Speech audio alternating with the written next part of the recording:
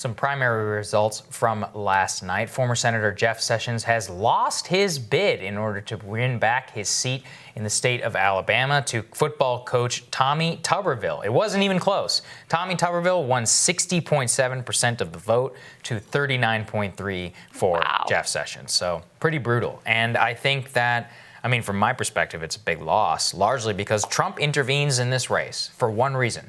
Only because he hates Sessions whenever it comes to Russiagate.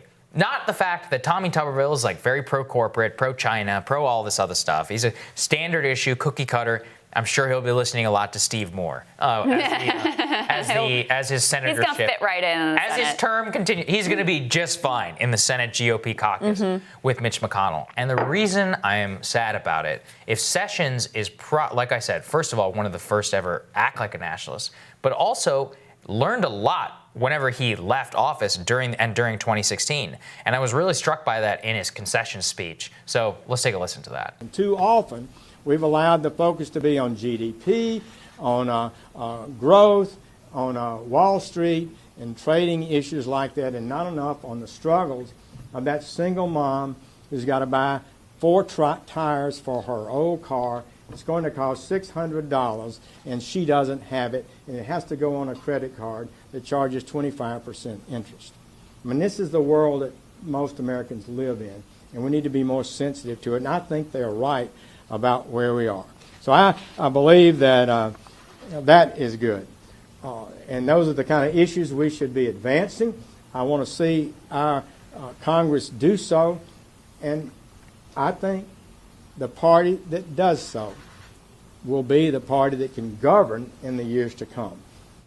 Huh. Somebody's been watching Rising. That's pretty interesting. Yeah. It's very... Wall Street, GDP, talking about single moms. You don't hear that from a Republican senator. It's funny, I saw reporters being like, where, a Republican is saying this? I'm like, yeah, there ain't many. And that's part of why a lot of us wanted Jeff Sessions to win that primary.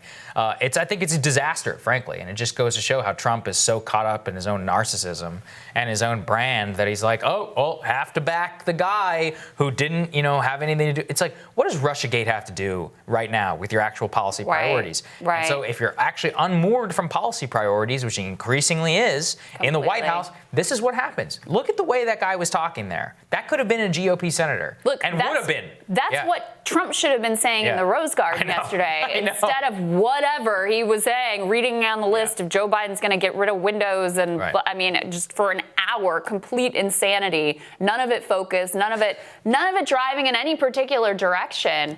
You talk like that.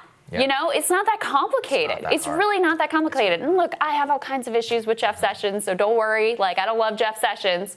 But you do love to hear a public official who, has seen the heights of power, has operated in this town, was the nation's attorney general, actually expressing some care and concern for ordinary people. It's shocking how shocking that is. Yeah, right. That's really why is that striking? That should be everybody. That should be it should be what you hear in this town every day. So, it's also interesting when people have, you can almost see in that moment a level of humility. Yeah, he was tearing up. After someone's been kind of humbled like that, there's a vulnerability and an honesty that maybe wasn't there before. So, sometimes the most revealing and most honest moments come after you've suffered a loss and come down from the heights of American power. But don't worry, Trump's former personal doctor, Ronnie Jackson, will be the next congressman from Texas. God. So there you go. Glad that all worked out, folks. Fun times in store for all. And more Rising for you after this.